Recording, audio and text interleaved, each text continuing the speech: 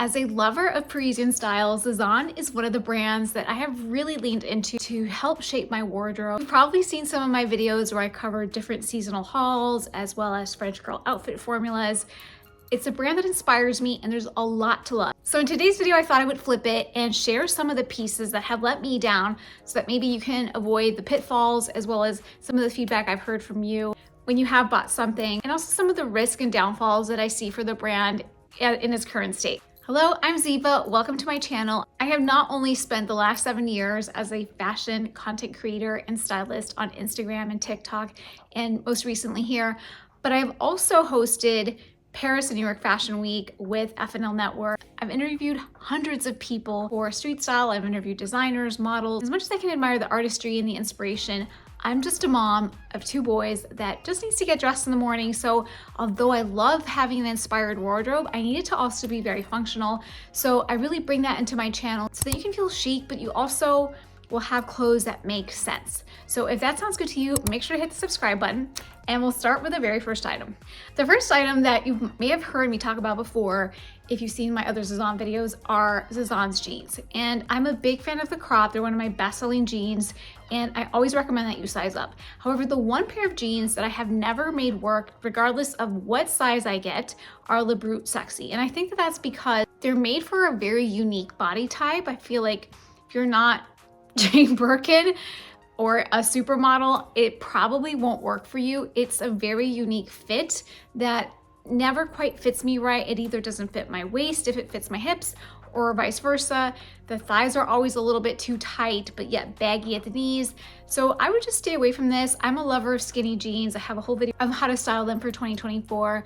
But this is not the kind of skinny jeans that you want to get because they are so hard to fit. So I have tried 2 different sizes in Le Brute Sexy, and I just have never been able to make them work. In general, the other denim trousers and jeans that I have tried from Sezane are really quite tricky. And so for that reason, I'm never ready to embrace, like when I see a different denim trouser that they might have, or they come out with a new jean. I'm always very skeptical because number one, the denim doesn't have a lot of give. It's not like some denim that, you know, you can wear them and then really kind of work with them over time. I feel like the fabric isn't right.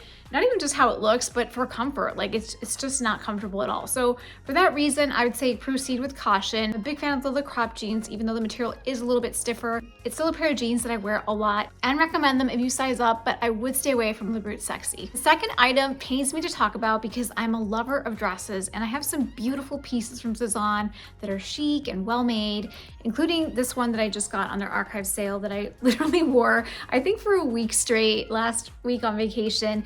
It's still in stock. This is like the epitome of a beautiful Parisian style dress that is well made. You can see what you're paying for. But what I want to let you know to avoid are there bodycon dresses that are intended to be very sexy and chic, but end up being a little bit unflattering because there's never any lining. For example, the Ariza dress, which I wore all over Spain and didn't think twice about it. Make sure to watch that video if you want more summer outfit ideas. But the Ariza dress is this ribbed bodycon dress that's a midi dress. It's kind of like a tank casual dress that looks really, really cute. And it didn't really hit me that there was something missing with it. Like I just thought, oh, this is just kind of the way it's supposed to be. It's very light, it's very clingy. And yes, maybe I feel like I should be wearing Spanx with it or something like that. But then last week, like a bolt of lightning, it hit me when I got an Amazon dress that is a very similar color, ribbed texture, in that kind of clingy jersey material. But guess what? This $50 Amazon dress was lined.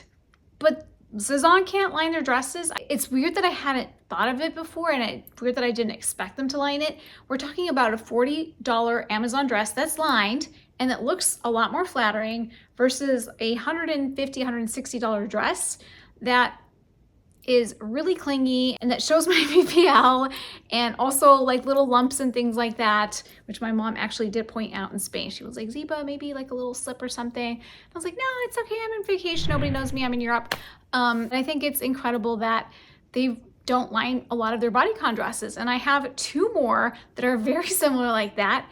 And I'm going to stop. So before you are like me and buy these dresses and kind of repeat the mistake. I didn't see it until I got that Amazon dress, and I was like, wait, you might have to wear a slip, you might have to wear a Spanx or a shapewear or something like that to make it look better.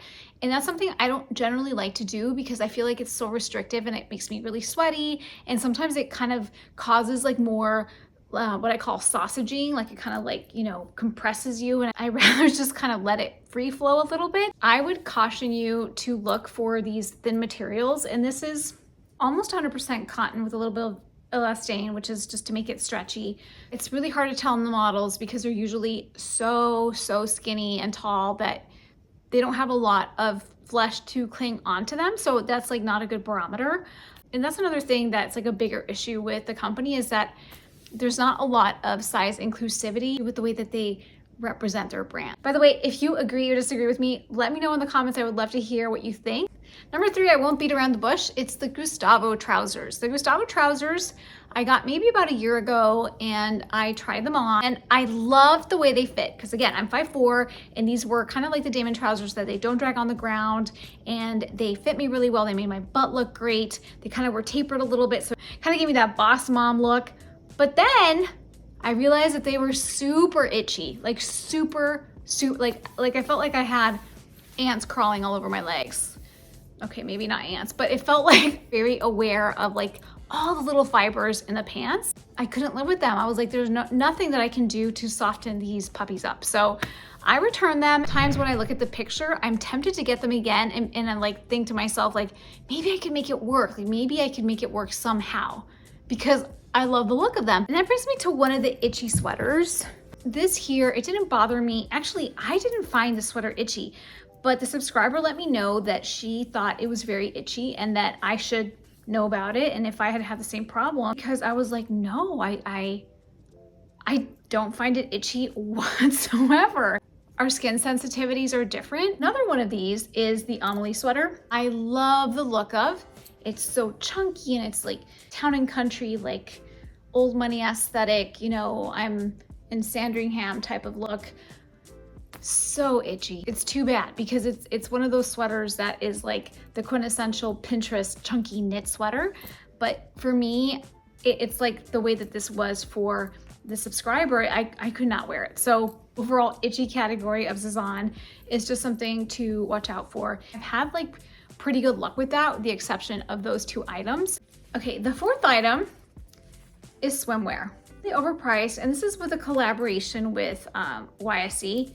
So I feel like anytime there's a collaboration with brands, I feel like they have to increase the margin so that there's enough cut to go around for everybody and it makes sense economically. I think it was like $60, and the top is like, I have a very small chest, and I got a size 2 at 34 because I thought, well, this is gonna fit me because I'm not very big, but this is so small even for my chest that I was like, what is going on here? And like, it's kind of like Target quality. I'm not even joking.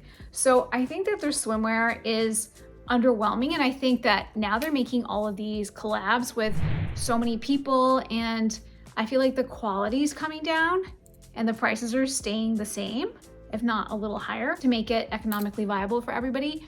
And I think that's a huge concern. It's a huge concern to have drops all of the time. So strange to me to have so many different drops, almost like a Vichy collection or like a sheet. To me, it gives me like a fast fashion type of vibe where these drops are coming and now they're having archive events all of the time. So it's like they're trying to move more product. I wonder if they've been bought out by private equity. Anytime that a company is flirting with private equity or it is bought by private equity, their quality goes down. Like look at Club Monaco and Aritzia.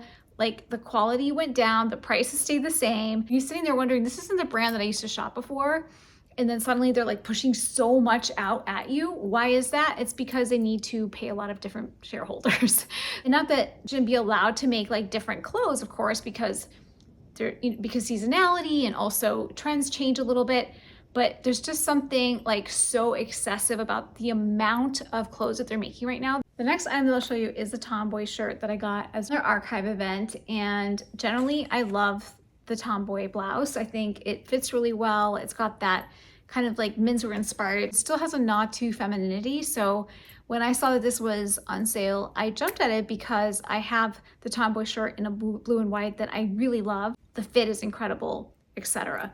This one, I love the fuchsia and the ecru color with it, but the materials are linen, viscose, and polymade. I'm not gonna get so on my high horse about it not being 100% linen. My issue with it is that it literally feels like the material of a sack of potatoes. Just like if you were to go and get a sack of potatoes and put it on, this is what it would feel like. Kept thinking to myself again, do I put fabric softener? Do I wear a long sleeve like first layer underneath to make it work? And I'm like, you know what? This is going back. Sorry. But the moral of the story is Sezane is a brand that takes up a large percentage of my closet. I love the pieces. I always feel classic in them. They're timeless.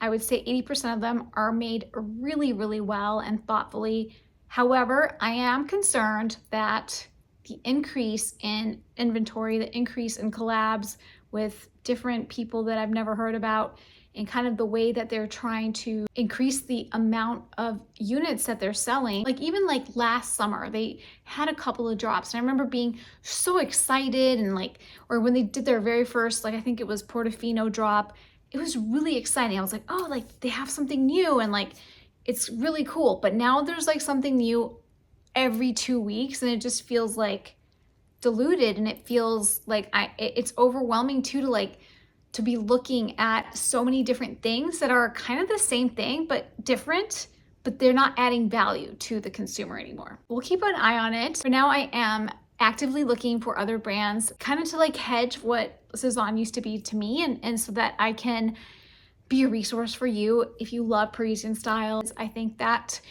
there's so many beautiful underrated brands that are doing quality really well and that are yet to be discovered. If this video was helpful, don't forget to hit the subscribe button, and I hope to see you really soon.